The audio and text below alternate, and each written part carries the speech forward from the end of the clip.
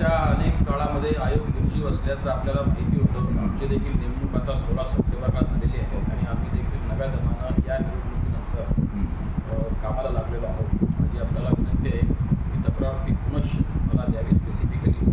निश्चितपणे त्यात योग्य कायदेशीर मार्गाने मदत करण्याचा आणि तशा पद्धतीनं सत्य प्रतिष्ठापित करण्याचा मी प्रयत्न करतो.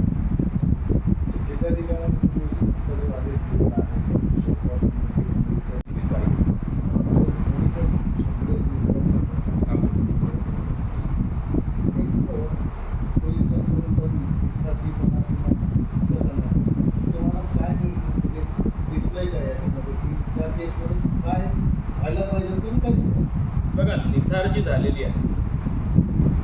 प्रशासनातल्या अधिकाऱ्यांनी निष्काळजीपणा देखील केलेला आहे, हे स्पष्ट दिसते. तपास कामामध्ये अनेक पद्धतीचे लूपहोल्स आहेत. ज्या पद्धतीनं तपास असणं आयोगाला अपेक्षित आहे किंवा सर्वसामान्यपणे कायद्याला अपेक्षित आहे, तशा पद्धतीचा तपास झाल्याचे आत्ता मला प्रथम दर्शनी दिसत नाही. पण मला विश्वास आहे की ज्या पद्धतीची कार्यवाही आत्ता आयोगाने आरंभलेली आहे त्याचे परिणाम तुम्हाला येत्या काळात निश्चितच दिसतील.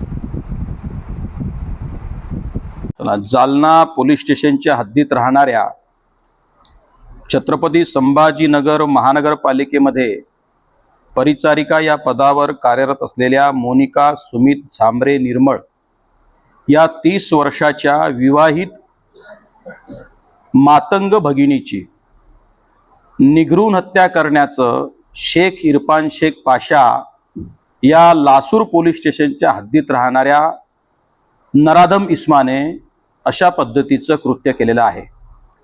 या संपूर्ण घटनांचा तपास, त्यांना शासकीय मदत पोचती करण्याचं कार्य असेल किंवा मग पोलिसांनी केलेल्या तपास कामातल्या ज्या त्रुट्या असतील त्या दूर करणे, अशा आरोपींवर कठोरातली कठोर कारवाई होणे आणि भविष्यामध्ये अशा घटना घडू नये त्यासाठीची योग्य उपाययोजना करणे, या दृष्टीने अनुसूचित जाती जमाती आयोगाचा उपाध्यक्ष या नात्याने मी आजच्या या छत्रपती संभाजीनगर आणि जालना जिल्ह्याच्या प्रवास दौऱ्यावर आलेलो आहे. अनेक पद्धतीच्या त्रुट्या तपासात राहिलेल्या आहेत. अधिकाऱ्यांनी, मग ते तहसीलदार असतील महसूलचे किंवा सहाय्यक गृहशाखेचे अधिकारी असतील, सहाय्यक महसूल अधिकारी, यांनी समाधानकारक काम केलेलं नाही. आणि पोलिसांचा तपास देखील जो 6 तारखेपासून सुरू झालेला आहे मिसिंगचा आणि जो खुनाच्या घटनेपर्यंत येऊन थांबलेला आहे, या सगळ्या तपास कामामध्ये अनेक पद्धतीची कुचराई झालेली आहे. या सगळ्या गोष्टींचे योग्य ते निर्देश मी आजच्या बैठकीमध्ये विविध विभागाच्या अधिकाऱ्यांना दिलेले आहेत आणि शासकीय मदत देखील पुढच्या 15 कार्यालयीन दिवसामध्ये पोचती करण्याचे निर्देश मी आजच्या ठिकाणी दिलेले आहेत.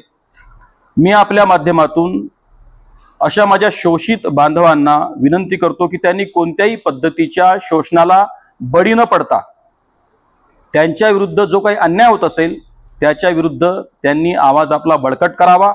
समाधानी आणि प्रशासनातल्या अधिकाऱ्यांनी त्यांच्या पाठीशी उभं व्हावं आणि जर प्रशासन आपल्या कामामध्ये दिरंगाई किंवा कुचराईपणा दाखवत असेल तर त्या ठिकाणी आयोग त्यांच्यावर येत्या भविष्य काळामध्ये कठोरातली कठोर कारवाई करण्यासाठी कटिबद्ध आहे. धन्यवाद.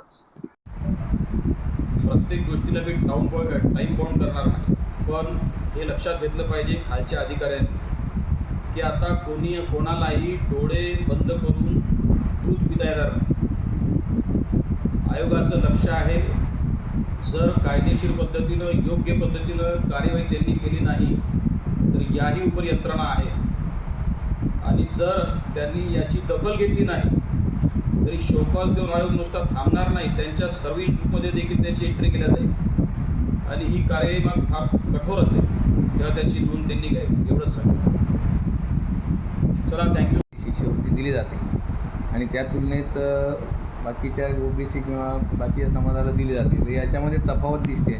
या लोकांना 600 रुपये मोस्टली बौद्ध समाजातील आणि बाकीच्या लोकांची शासन या संदर्भाने अत्यंत गंभीर आहे आणि मी शासनाचा प्रतिनिधी नसलो तरी आत्तापर्यंत जी आमची जी निरीक्षणं आहेत, शासन या संदर्भात गंभीर आहे आणि निश्चितच जेव्हा केव्हा येत्या भविष्य काळामध्ये विशेषत्वाने या छत्रपती संभाजीनगर जिल्ह्याचा आढावा घेईल, त्यानंतर मी आपला प्रश्न काय ते सांगू शकतो. सर 2 फेब्रुवारी रोजी छत्रपती संभाजीनगरला एक हत्या झाली.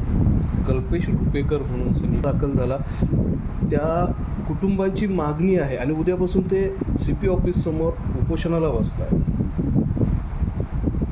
तुम्ही जे प्रकरण मला आत्ता सांगितलेलं आहे, आमचे सहाय्यक आयुक्त ते नोंदवून घेतील आणि त्याचा 3 दिवसात मला अहवाल सादर करतील आणि त्या पद्धतीचे तत्काळ प्रभावाने कार्यवाही करण्याचे निर्देश माझ्या वतीने CPला देतील, असे मी त्यांना तुमच्या समक्ष निर्देश देतो. संपर्क करून डिटेल्स देईल. आपण उपोषण किंवा आंदोलन करण्याची गरज पडणार नाही याची खात्री मी देतो. मागच्या वर्षी आपल्या आयोगाला एक पत्र पाठवलेलं होतं इथल्या भीमनगर भावसिंगपुरा वसाहतीमध्ये. तर तिथे 30 मीटरचा DP रोड आणि 50 मीटरचा असे 2 DP रोड आहे. पण त्याला म्हणजे अगदी सर्वोच्च न्यायालयानं